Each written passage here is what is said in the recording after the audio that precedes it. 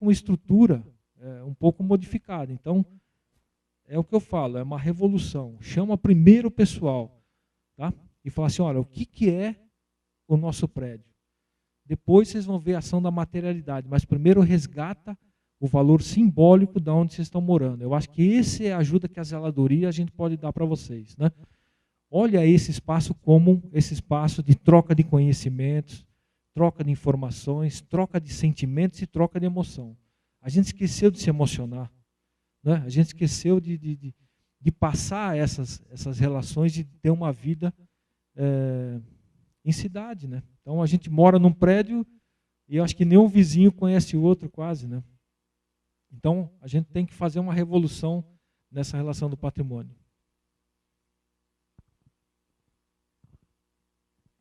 Boa tarde, meu nome é Natália e eu queria saber como é que a gente pode lidar com aquela situação daquele edifício ao lado do MASP que foi comprado pelo... Como? Pela Vivo, isso?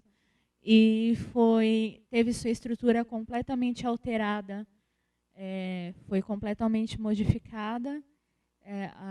A intenção primeira era manter a estrutura original.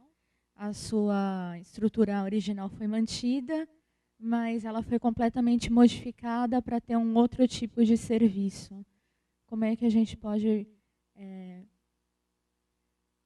ter uma relação com esse prédio de zeladoria, de curadoria, de educação patrimonial? Uma coisa interessante, zeladoria mexe com o prédio vivo, então ele não perdeu a sua vida, tá? É isso que é a intenção. Aqui o museu, ele não perdeu a sua vida, a gente resgata a vida. Muito dessas trocas dos usos é porque ele perdeu a sua função social. Então, nessa perda da função social, a gente tem que colocar outras funções sociais, tá? Agora, se ele é tão interessante assim, ele não devia ter perdido, né?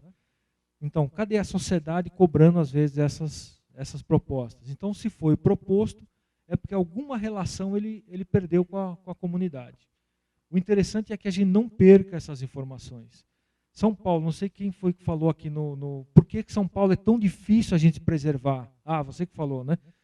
Por quê? Porque a gente perde a própria identidade. Quando a gente vai ver lá os barões do café e tal, é difícil falar que ele era de São Paulo. Ele ia falar que era de Araraquara, ele era de Porto Feliz, era de Rio Claro e tal. Ele vinha para cá só numa relação de política e de festas, né, e de relação religiosa, né?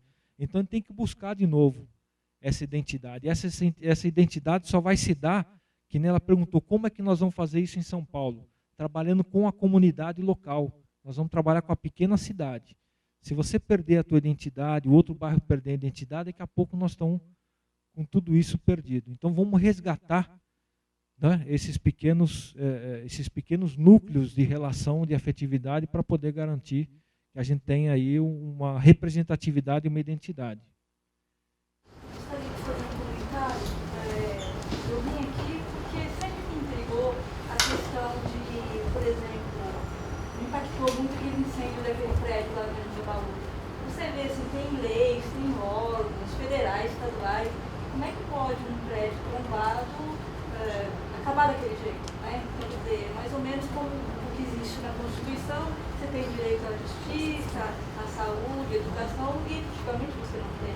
Então, o que precisa, né, entre o que está assim, no arcabouço assim, jurídico, né, chegar ao efetivo, porque de verdade a gente não tem uma proteção ao patrimônio. E aí, durante a sua conversa, também me deu assim, um estado, porque eu fui em dois locais que me deixaram muito impressionado, que é o Museu do Ouro em Sabará e o Parque do Marx. É impressionante, no Museu do Sabará, o guarda conhece todo o acervo. Então você entra lá, a pessoa mais humilde do lugar não é o diretor do museu, é o guarda. Ele fala, olha aquela pintura, aquele detalhe, isso não prestou atenção, olha essa tábua. É gente que está em contato com tudo, conhece bem. E no museu lá do Parque do Marx também. guarda de lá, ele conhecia todas as plantas do lugar, ele explicava, ó, isso não é, eu pensava, isso é igual, não, isso é outra espécie. Conhecia tudo, eu acho que o que falta é isso mesmo, é assim, uma parte é não ser uma cultura tão elitista, que quem conhece valoriza, é só quem está nos gabinetes, acho que isso tem que ser decidido, para quem tem contato com a população, quem pode usufruir. Porque acho que as pessoas que são mais elitistas, ela afasta um pouco, porque ela conhece demais. Tem que ser alguém mais próximo, guarda, alguém que está ali e que consegue conversar mais de igual para igual.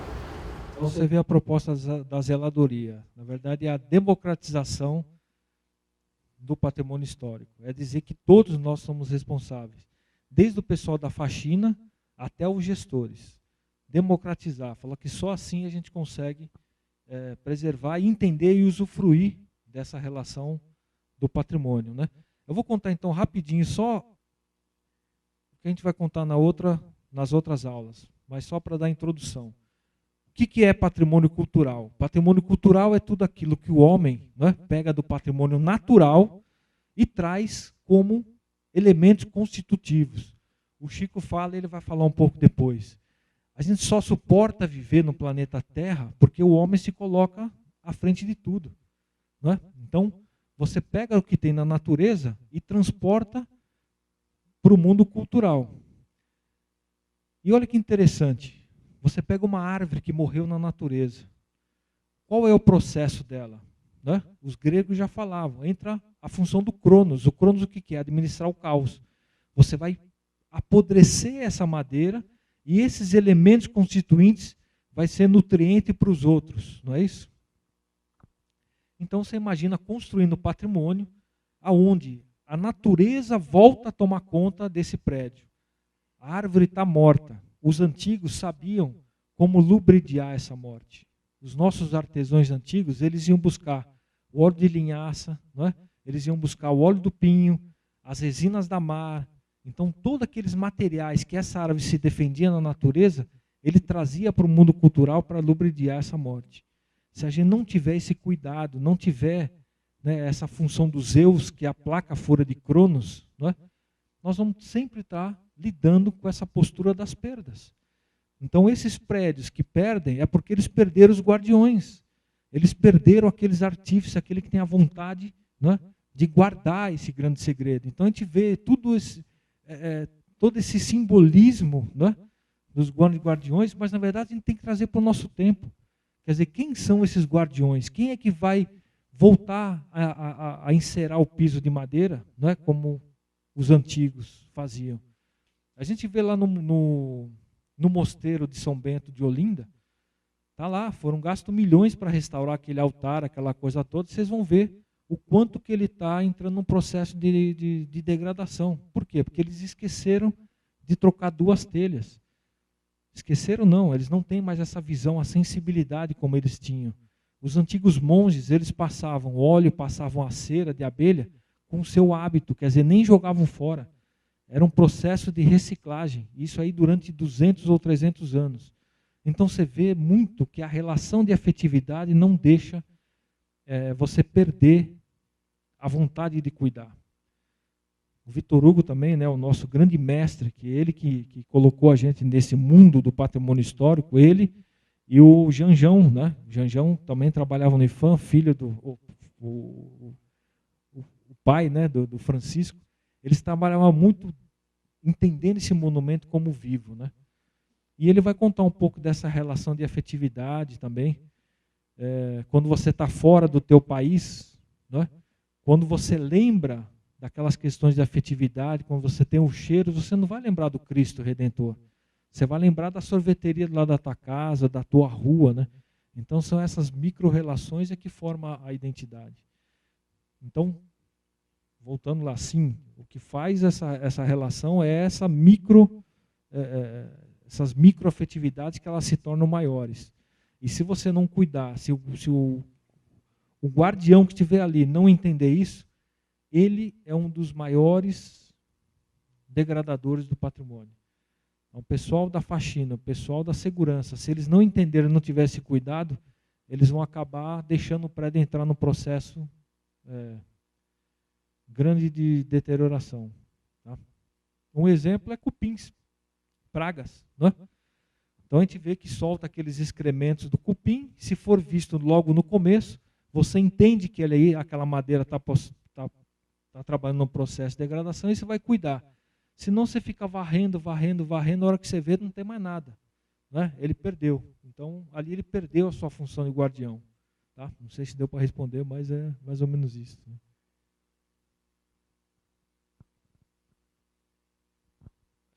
Eu acho que alguma das perguntas também que foram feitas, né, acho que mostra um pouco que o contexto do patrimônio ele é complicado. O patrimônio, e a gente está aqui, a própria questão da zeladoria, ela não surge como um passe de mágica para resolver tudo. Né? Por exemplo, e essa questão, e também uma coisa, o Toninho já estava nessa estrada da zeladoria, acho que já faz uns 20 anos, sabe? E isso é uma coisa que, a coisa mais interessante da área do patrimônio é que ela sempre te permite chance de corrigir os erros, sabe? Então, a gente está aqui não porque a gente tem solução para tudo, né? Mas é que na verdade a gente já errou tanto que a gente já sabe mais ou menos que o caminho não é por ali, sabe? Essa questão da especulação imobiliária de São Paulo, por exemplo, não é uma coisa fácil, sabe? E achar que vai ter algum especialista de qualquer área, seja ele do patrimônio, do urbanismo, da economia, que vai ter uma solução para isso, é querer demais, porque a solução nunca é técnica, né? Na verdade, assim, quer dizer, a solução técnica ela só vence quando você tem todo um arcabouço de fundo que passa por essa questão da efetividade que a gente coloca. A gente não tem identidade em São Paulo, também nós sempre vivemos nessa cidade com esse propósito, né?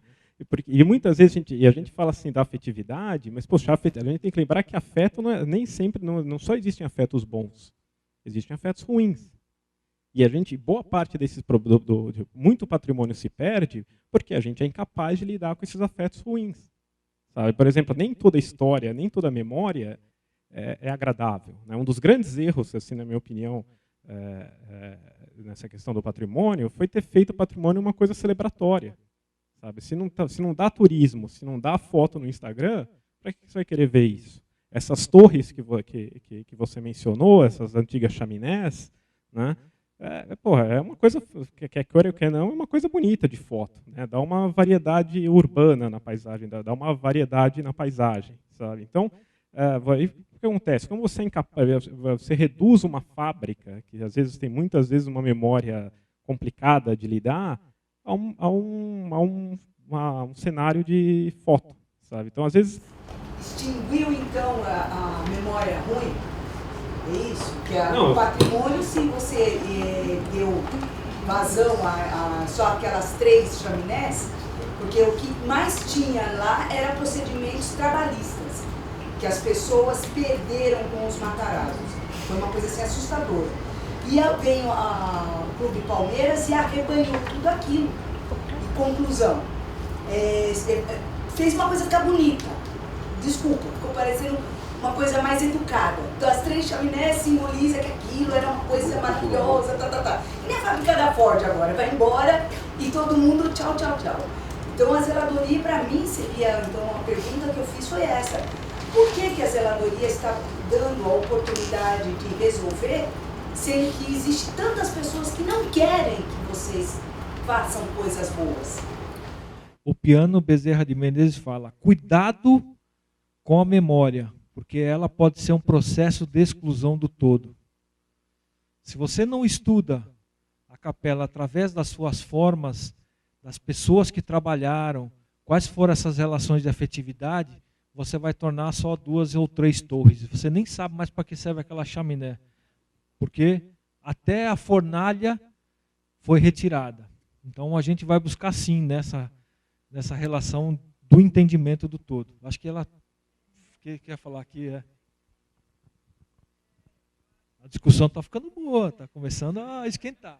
Eu acho muito interessante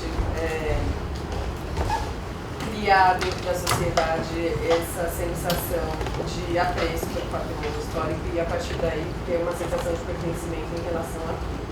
Agora, Eu acho que se não houver alguma iniciativa pública em relação a isso, de nada adianta a sociedade ficar pressionando se os órgãos que regulamentam e controlam tudo isso não têm a capacidade de abarcar isso como um projeto cultural para a cidade. Então, você pegar exemplos no Rio de Janeiro, todo o processo que eles fizeram com a destruição da perimetral, abriram aquela área do porto, que conecta aos outros museus. Hoje é um passeio que você consegue fazer a pé, e isso gera tipo um renda de turismo para a cidade, né? Acaba gerando outros benefícios para a cidade através do patrimônio histórico. Então, realmente é um projeto cultural. É que eu acho que é delicado quando você falar só de uma pressão social sobre isso, se não existe uma política pública que ajude, né, esses aparelhos também. Porque fica parecendo que toda hora a gente vai ter que lutar, e é como se a gente fosse uma voz que nem sempre a gente vai ser ouvido. Então, quando ela estava falando dessas torres, até da relação com o Matarazzo, eu entendi a questão dos impostos, questões trabalhistas, tudo. É mais uma relação da propriedade. Não sei se de repente um órgão público teria que ter tido algum tipo de ação nesse sentido, porque se o terreno deve, né, ao governo, então que tipo de ajuda o governo pode dar nesse sentido para que esse patrimônio seja mantido? Mas deve alguém, é o governo. Então o que o governo também pode fazer por isso, né, na história? O CONDEFAT, que seria o órgão. Depois, por isso que eu falei da zeladoria que não está regulamentada, o CONDEFAT seria o responsável. E nada foi feito. Eu conheço pessoas que nunca receberam nada. Então é que eu só acho isso, que enquanto não houver iniciativa pública, e isso é independente da sociedade na maioria das vezes, se os órgãos públicos não tiverem esse tipo de inteligência e visão, talvez a gente perca o patrimônio mesmo. Está perdendo, e não é por pressão social. Isso é o que eu falei aqui no começo, né? Se vocês não saírem incomodados aqui, a gente não fez o nosso papel bem. Tá? Então, o que nós estamos fazendo aqui é justamente isso. Tá? Posso falar? Eu sou a consultora da Faculdade das Américas. No caso, Palmeiras, imagino que você quer dizer a... Eu fui aluna do Colégio das Américas, eu sou protética de lá. Eu sou consultora da Faculdade das Américas. A primeira providência, são 3 áreas na Moca. O Moinho Santo Antônio, que na verdade é Moinho Minete Gamba. Isso daí, eu não participei desse assunto. Depois de muitos problemas para as aprovações do Moinho Santo Antônio, a PDG chegou na Faculdade das Américas oferecendo as áreas vizinhas, que são as áreas da Duchem e da Fiat Lux. Falaram para a Faculdade das Américas que eles tinham um problema financeiro e precisavam vender a preço de banana hoje. A primeira providência que a Faculdade das Américas tomou foi me contratar assim que o imóvel foi comprado. A primeira providência que a faculdade tomou foi informar os órgãos de patrimônio histórico e pedir uma visita, informando que o imóvel tombado não estava lá. Isso aparece nos processos, eles são públicos, e o assustador, para mim, hoje, é que ficou parecendo que o problema tivesse sido da Faculdade das Américas, e não foi. Qual que era a informação que a Faculdade das Américas tinha no início do processo? Que se algum executivo da Faculdade das Américas aparecesse numa reunião do conselho, aí é que a coisa não saía mesmo. E aí a própria Leila começou a aparecer nas reuniões para resolver o problema. Mas a fábrica da Duchem já havia sido criminosamente demolida. Da parte dos órgãos de patrimônio histórico, a gente sempre teve o apoio do Departamento de Patrimônio Histórico do município, do DPH e do Compresp, para resolver o problema, no sentido de que o prejuízo, a multa sobre o dano ao patrimônio ficou e continuará com o proprietário do imóvel, no caso a Crefisa. É isso que regula o mercado, porque a partir desse caso, é o primeiro, é muito recente, todo mundo vai estudar o terreno antes de fazer uma compra, para que quem cometeu o crime, no caso a PDG, não consiga vender o terreno.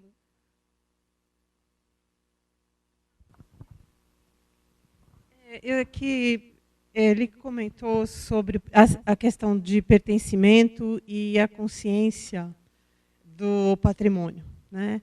Aqui a 2 quadras a gente tem uma torre no fim da rua João Teodoro, que foi baleada, bombardeada na Revolução de 24, de 24. Quer dizer, eu sei disso, quem mais sabia disso aqui?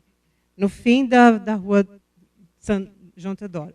Atravessando a rua, existe um portal, como se fosse um arco, que é o último resquício de um presídio que aconteceu ali, que era uma construção importante para a história de São Paulo ali, que abrigou presos políticos em diversas ocasiões, enfim. Aí demoliram e ali tem um banco, tem o Teatro Franco Zampari, tem naquela região ali, atravessando a rua da Avenida Tiradentes. Alguém lembrava disso?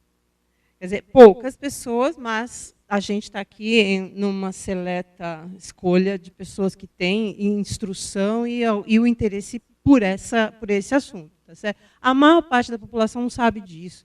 Passa e age como essa menininha que você comentou em Sertãozinho. É um lixo, isso aí é velho, eu vou jogar fora. Né? Mas isso tem a ver com a educação, tem a ver com a transmissão desse patrimônio de memória da sociedade mesmo, não é só a escola. A família são as pessoas que estão aqui vivendo, quer dizer, você está vivendo na sua cidade, você não conhece a sua cidade. Tá? Então, só para citar 2 exemplos, que existem inúmeros, mas essa sensação de pertencimento, essa sensação de que aquilo é importante e que fez parte de uma história, que tem um significado e que precisa ser preservado. É basicamente isso. Mas quem tem que passar isso? É a escola, é a família.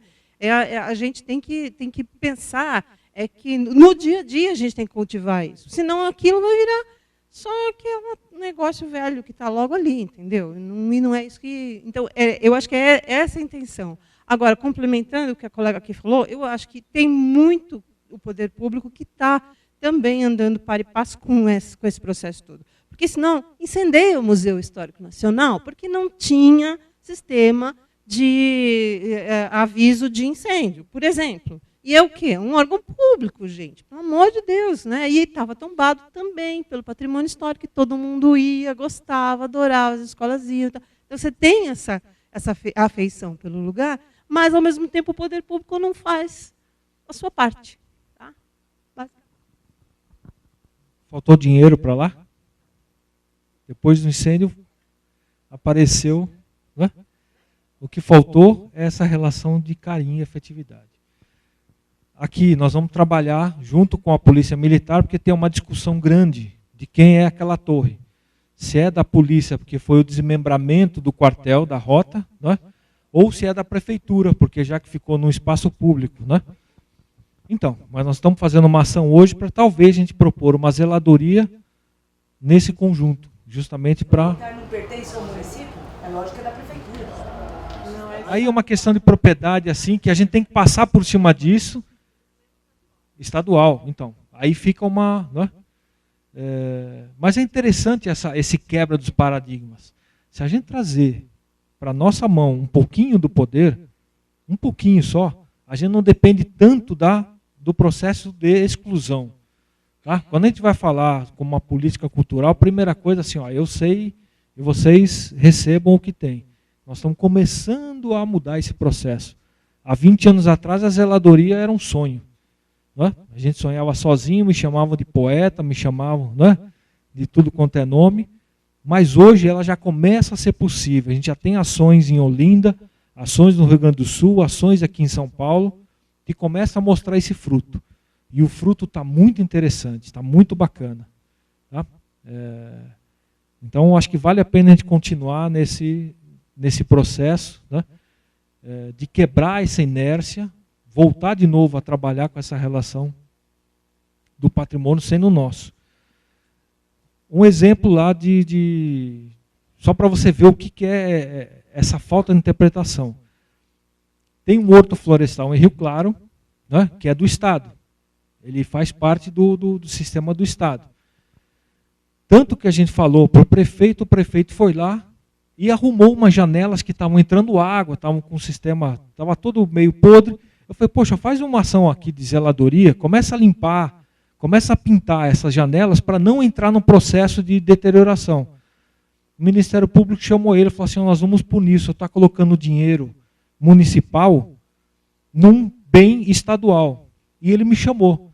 E eu fui lá e falei assim, olha, o prefeito, ao invés de ser punido, deve ser elogiado. Por quê? Porque ele colocou o dinheiro no elemento difuso. É aquilo que é de todos nós. Então, ao invés de começar a selecionar o que é, a gente tem que somar e todo mundo tomar conta desse processo. Então, seja ele estadual, municipal ou da União, quer dizer, todo esse dinheiro tem que ser trabalhado em prol da sociedade. Né? Então, eu acho que a gente está num caminho interessante. Nós estamos sendo chamados para fazer algumas ações da política cultural. Né? Um exemplo é o Museu de Arte Sacra, a gente tem que agradecer muito o Marçal e a equipe, não é, que recebeu essa ideia há 20 anos atrás. Se vocês entrarem no museu, é um museu que está super conservado, não é? Ações simples, gastando verbas assim muito pequenas, mas a gente conseguiu colocar em todas as equipes, desde o gestor até o faxineiro, a importância que tem esse edifício de terra. Não é? Então, acho que vale a pena a gente fazer essa transgressão por enquanto. Né? Eu sou de Porto Feliz, não sei se alguém conhece Porto Feliz. Lá tem a Igreja Matriz, que é o patrimônio municipal, é a única que ainda não foi fechada, graças também ao pároco, que é muito cuidadoso nessa relação de manter o patrimônio. Tem o Parque das Monções, que ficou um bom tempo fechado por causa da febre amarela, que tinha bastante capivara. Tem a Estação das Artes, que ligava Porto Feliz à Estrada de Ferro Sorocabana, né, passava por ali, ia até Sorocaba. Tem a Biblioteca Municipal. E no governo anterior, todos estavam fechados, porque ela começou a falar que falta muito do poder público, né? Iniciativas dele mesmo, eles mesmos não fazem, às vezes, o papel de zeladores, né? Então, agora, o prefeito atual, ele restaurou a biblioteca, a Estação das Artes, a gruta também está aberta. O único que está fechado é o Museu das Monções, que um bom tempo ficou em impasse em quem pagaria a reforma, que o último orçamento feito iria ficar em 11 milhões. Daí o Estado, o governo não queria pagar, mandava para o município também não queria pagar. E tem gente que falta essa atividade, às vezes, do próprio povo porto-felicense, que tem gente que fala, ai, derruba logo esse prédio, daí vai cair na cabeça. Realmente uma hora vai cair na cabeça, porque ninguém começou a restaurar, né? Mas eu também, minha avó morava na pracinha da biblioteca ali, eram paralelepípedos bem grossos, bem antigos. O piso da praça era um azulejo, era português, o piso. O governo anterior estava começando uns pisos quebrados, em vez de assim arrumar os que estavam quebrados, eles passaram cimento em cima do piso português, asfaltaram ali, ó, a pracinha, assim, que eu achava tão bonito. Os paralelepípedos combinavam com a arquitetura da biblioteca, né? E, enfim, agora, esse novo prefeito atual, ele está... É só o museu que precisa resolver agora a situação, mas o que faltou bastante em Porto Feliz foi esse dos órgãos públicos serem os responsáveis para zelar mesmo o patrimônio da cidade. Eu agradeço o conhecimento sobre zeladoria e queria perguntar se tem como tombar o zelador.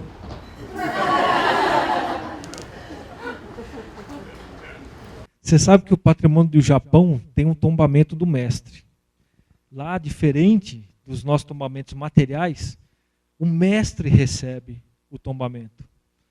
a técnica, o saber fazer, o entendimento de como é que se constrói que está. Pernambuco é uma inovação também. Quer dizer, lá eles já trabalham faz tempo, e dentro do processo do Funcultura deles, eles também chamam os artistas e artesãos, são os mestres, e eles tomam os saberes fazeres. Então, dá sim, se você colocar que o patrimônio histórico é feito pelos homens e para os homens, humanizar o processo, você vai ver que muito dos saberes e fazeres antigos a gente vai descobrir. E a gente vai descobrir que o cara que faz o azul marinho, da beira ali do litoral, ele deve ser preservado também, ou registrado, de alguma forma resgatar. Por quê? Porque ele trabalha com um processo de ecologia. O cara que trabalha fazendo uma taipa, fazendo essa relação da bioconstrução, você vê que hoje a gente está buscando, vai retomar lá atrás. Quem é que faz hoje uma casa, não é, trabalhando com os elementos da natureza? Nós perdemos isso. Então, tomara que um dia, não o zelador, porque nós estamos aqui simplesmente para soprar o coração das pessoas. Tá? E assim, a gente só vai semear a semente e o fruto vai estar com a população. Eu tenho contato com a comunidade do Alto Xingu, algumas aldeias, e eu conheço alguns zeladores, mestres, guardiões de saberes que morrem com eles. Assim, o conhecimento, a língua, a cultura. Então morre com eles agora, mas e como é que chegou até eles? Como é que chegou até eles? Em volta do fogo, não é? Então eles se reuniam, trocavam essas conversas, trocavam, quer dizer, essa coisa do contato, essa coisa da relação da afetividade passou. E hoje nós estamos perdendo isso. Então a gente tem que criar esses núcleos aqui, esses momentos, que na verdade o que nós estamos fazendo é isso. Eu garanto que cada um de vocês aqui vai sair e falar, poxa, olha, o meu avô era marceneiro, olha que relação que eu tinha. Só para contar uma coisa da taipa que você falou, interessante, a gente estava fazendo uma conversa dessa no EJA, né? É o antigo Mobral lá, né, que o pessoal faz uma... Bom, eles estavam ali contando o que era patrimônio e uma menina falou assim, deixa eu falar o que é uma taipa, porque eu fiz muita taipa. E ela começou a explicar, olha, a taipa a gente pega a madeira daqui, deixa ali, amassa o barro, pega o estrume, lava o estrume, e começou a contar assim, uma aula linda do que era uma aula de taipa. Depois de uns 20 minutos, ela olha para a gente, olha para todo mundo e fala assim, puxa vida, eu sempre tive vergonha de falar o que eu fazia. Nunca falei para ninguém que eu fazia taipa, e agora estou aqui contando essa história. Olha que legal, cada um tem esse poder, né, de se trabalhar com essa... Quer um telefone aí, né? Não sei se necessário. Eu venho de Guarulhos, meu nome é Cristiano. Eu vim de um aqui. E lá nós temos uma dor maior uma dor maior, talvez, que é de São Paulo. Em questão, a história, Guarulhos tem passos importantes que poucas pessoas sabem, até da extração de ouro.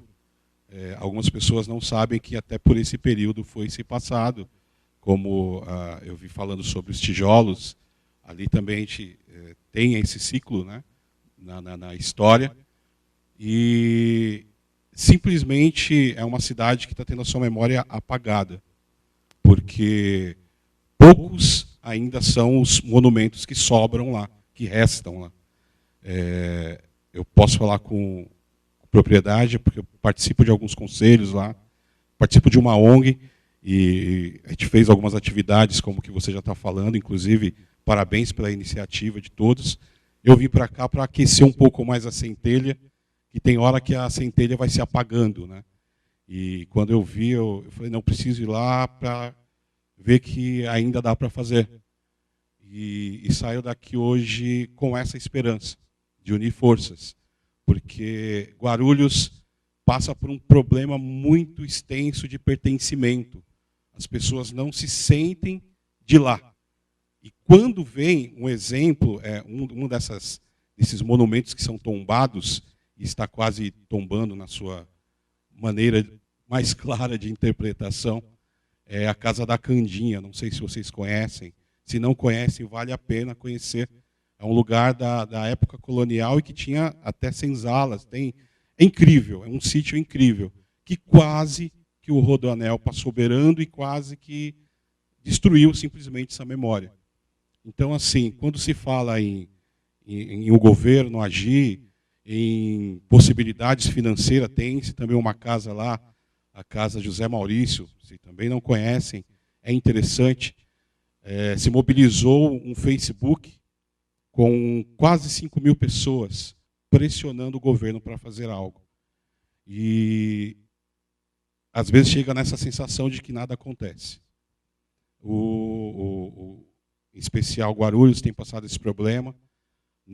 Eu participando do Conselho de Patrimônio Histórico, tenho sido um dos que tem ainda tentado aquecer toda essa centelha mesmo de possibilidades. É bom saber que tem ações como aqui, e não sei, eu já penso até em levar vocês para lá. Porque eu participo de uma ONG também, e a gente faz uma vez ao ano, nós fazemos um seminário. Então depois a gente precisa conversar. Mas eu sei que as dificuldades são imensas aqui. Porém, uma cidade tão perto de São Paulo. E mesmo assim, só é reconhecida pelo aeroporto. E quando se passa é que dá tudo certo, que o voo não atrasa. E a gente lembra que deu tudo certo lá. Mas é uma cidade que tem um peso histórico incrível, que tem pouquíssimos patrimônios e que eu vejo a zeladoria entrando assim como referência mesmo para tentar ainda salvar o que tem, essa visão de salvaguarda real.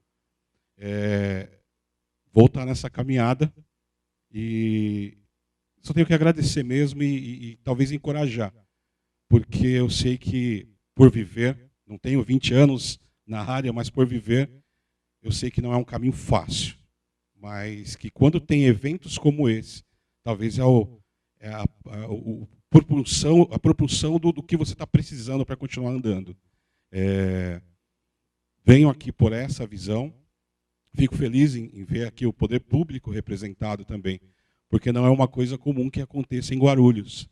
Guarulhos realmente está andando cada vez mais para perto, talvez, do índio, do seu início, propriamente falando. Mas fica aqui mais um desabafo e uma mensagem de encorajamento. Gostei muito de estar aqui, de ver que não estou sofrendo sozinho.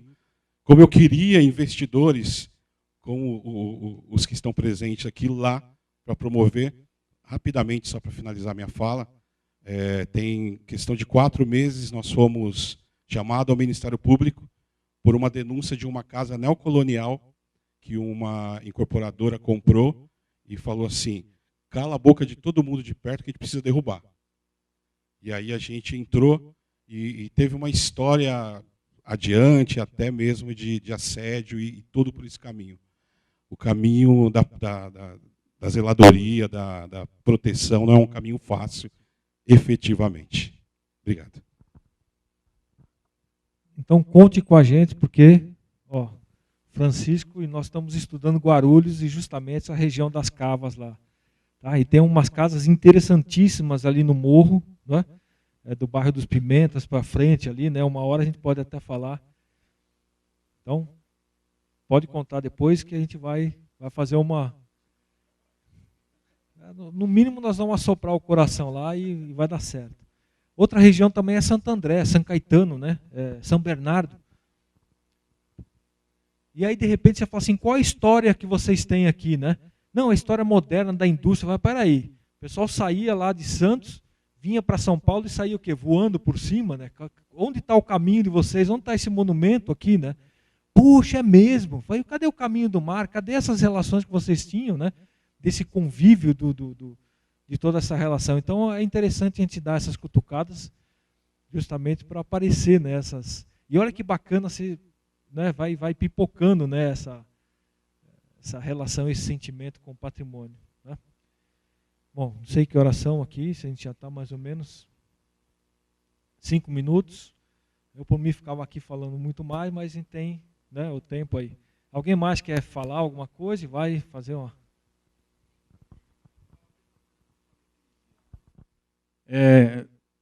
Respondendo para ela, para alguns, eu acho que a gente não pode esperar do poder público muita coisa sem mobilização. Então a mobilização começa, por exemplo, com ele, que é muito jovem e já tem essa consciência. Então a gente começa dentro de casa, preservando a história da nossa família, dos nossos objetos pessoais, coisas que eram do avô. Então aí os nossos filhos e os nossos netos, e assim por diante, vai virar um exército, e aí o poder público não vai poder. Hoje não, hoje nós somos minorias, né? Então não adianta, não se preserva história, não se leva filhos e netos em museus, que nem os meus filhos desde pequeno, eu tenho 4, eles conhecem todos os museus de São Paulo, desde criança. Tudo quanto é canto, esse lugar que você falou, tem aqui embaixo do quartel, tinha um túnel que passava até ali, né? Então, assim, esse tipo de coisa começa dentro de casa. Então, se cada um educar filhos, sobrinhos, netos, pode esperar que daqui a 20 anos aqui vai estar que nem a Europa, com tudo preservado. Então, é mais ou menos o que eu falei da outra vez, acho que vale a pena enfatizar isso, né? Porque ela falou do poder público, é complicado, né? E é isso. Bom, então, você estava falando dessa relação, né, de voltar a resgatar, não digo bem os bens materiais, mas voltar a essa relação das festas religiosas, né, que na verdade não era religioso, era a festa da própria coletividade, que eles usavam isso. Só para vocês terem uma ideia, agora, fim do ano passado, o Frei Rinaldo, do Museu de Arte Sacra de Pernambuco, pediu um apoio nosso para ir lá e falar o que era que a gente poderia fazer com os santos negros. Durante 3 anos eles tentaram colocar os santos negros numa exposição. E a gente começou a fazer a limpeza, a higienização deles. E um dos santos, depois eu posso mostrar na próxima para vocês aqui, virou para mim e falou assim, olha, eu não sou um santo, eu sou um orixá. E esse frei falou assim, nossa, mas você é louco falar isso aqui? Eu falei, não, porque vocês iam buscar as emanações das religiões e das festas e traziam para dentro da capela. Bom, em resumo, no dia da inauguração foi emocionante. Ele chamou uma mãe de santo do terreiro que estava lá próximo, tá? Colocou como exposição Nossa Senhora de um lado e um despacho do outro, porque ele percebeu que a relação do sagrado era a mesma, né? E ainda fez o bispo entregar um Espírito Santo em homenagem à tolerância religiosa. E aí começa a vir um maracatu. Cara, aí começou a ter uma relação, todo mundo ficou emocionado, cara. Porque você colocou aquele santo negro na função dele, não é? E eu falei, tem mais, o senhor vai trazer para cá, mas depois a ideia é que o senhor leve esse santo negro para as igrejas e conte para eles qual é essa relação do sagrado. Cara, foi lindo só de entender essas relações que a gente fala, né? Essas inter-relações, tá? E vocês perceberam que a capela, sem falar muito nela, ela já começou a borbulhar, né, essas relações. Queria falar uma última coisa em relação, principalmente a história do poder público, então, que a gente está levantando aí, falando, né? Mas eu estou nesse segmento aí com a AMA desde 2003, que a gente começou esse trabalho de restauração. Eu tenho também uma editora, a gente publicou vários livros sobre patrimônio histórico. Paranapiacaba, que ele estava falando, a gente fez 3 livros sobre Santo Jundiaí, enfim. Eu acho que a grande questão, pelo menos a leitura que eu fiz ao longo desses anos, é que a sociedade enxerga o patrimônio histórico como passivo, e não o poder público. O poder público tem os mecanismos, que nem ele falou hoje, você pega a legislação brasileira, é uma das maiores em relação ao patrimônio cultural. Só que a sociedade não enxerga isso. A gente está falando aqui do Grupo Alarde, é um francês, não é um brasileiro. Você pega, eu estava fazendo um trabalho, eu trouxe um alemão para o Catavento, a gente foi visitar o Catavento, todo mundo olha ao redor e falou, nossa, que lugar horrível, aqueles prédios lá pichados. Eu falei assim, nossa, isso aqui é arte. Então, quer dizer, nós brasileiros não conseguimos enxergar o nosso patrimônio como um ativo, e sim como um passivo. Então, ele citou um caso dele aqui, que tem um condomínio lá, que o bem foi tombado. Quer dizer, se você tem que buscar, na minha leitura, a gente tem que buscar criatividade para transformar aquilo numa coisa de valor. A história traz isso. Por que o francês enxergou isso? Porque ele falou, putz, esse valor histórico é que vai fazer esse imóvel ou esse complexo imobiliário valer. E não é subir uma torre de 100 metros, como era a proposta anterior, fazer um shopping com coisas modernas, mas sim preservar a cultura e a memória, trazer todos os artistas possíveis para dentro dessa proposta e fazer com que dissemine a arte, a cultura, a história. Isso vai trazer economia e vai fazer isso girar uma economia. Então, eu acho que falta isso para a nossa sociedade, no Brasil principalmente. A gente tem uma falta de acreditar na nossa cultura e de valorizar a nossa cultura, né? Eu acho que essa é a mensagem que eu queria dizer aí como fim, né? A parte documental do hospital, muita gente pergunta isso. A parte documental que ficou de arquivos que tinha, que eu fui na exposição, né, Made by, que teve lá antes. Muita gente ouviu supervisão. Mais ou menos.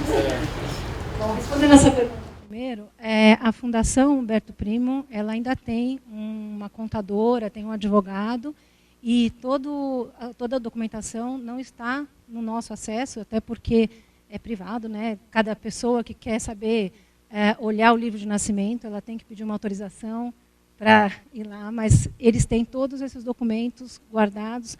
A gente até ajudou na remoção, no transporte, eles estão ali na região, estão na Bela Vista também, e eu posso depois te dar o contato se precisar. Tá?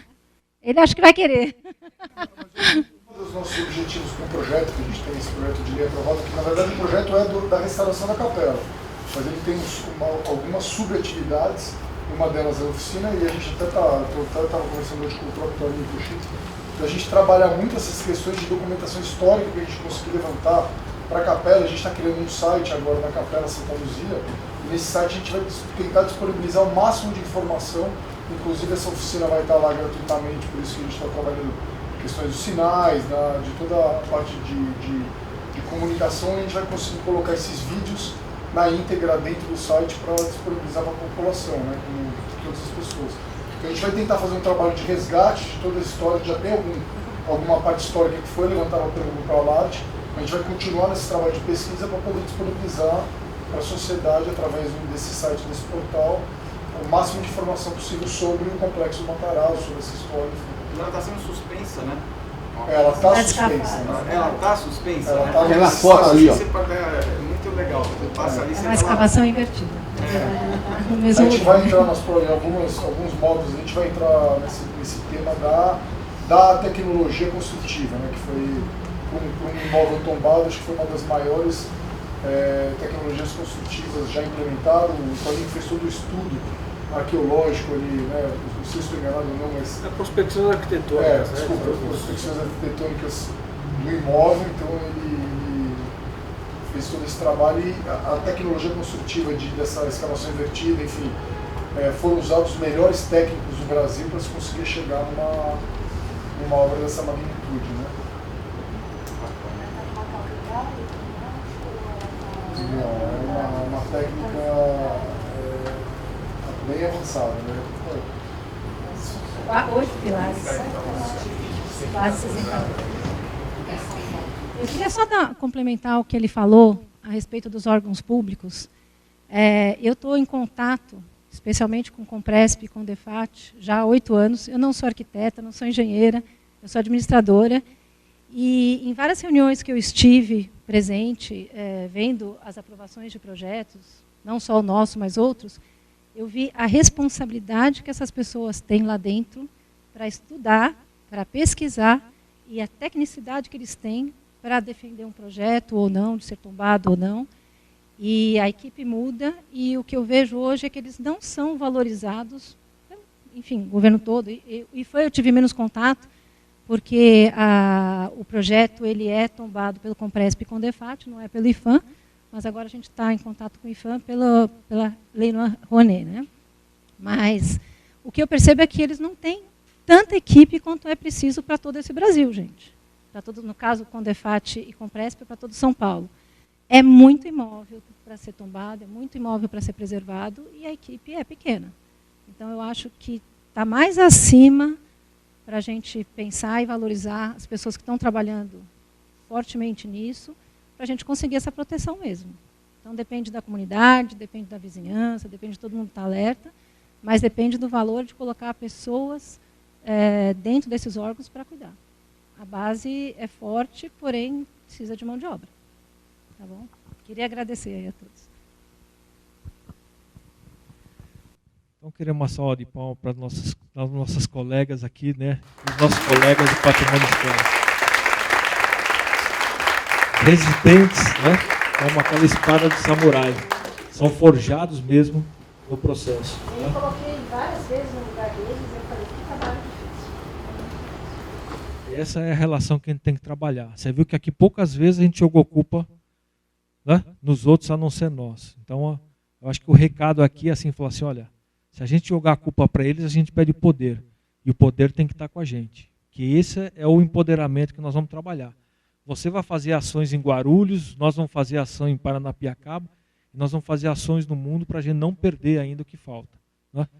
Então, bom, agradeço, né, toda a presença de vocês aqui e convidá-los então para estar na próxima reunião.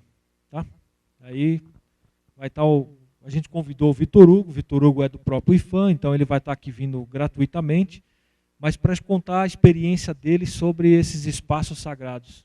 Né? Vai ser bem interessante para depois a gente pegando esse link e chegar ao resultado dessa capelinha que foi investido, né? Tanta tecnologia, né? E o valor monetário para segurar isso aí. Vê se não é um símbolo muito importante. Né? Poderia ter sido passado como outros e outros, né? Mas está ali como um símbolo e nós vamos ver o porquê que ela está de pé sobre esses pilares. Alguma coisa tem nela que a tornou o símbolo. E é isso que nós vamos trabalhar durante esse ano. Tá? Então, queria agradecer a vocês aí.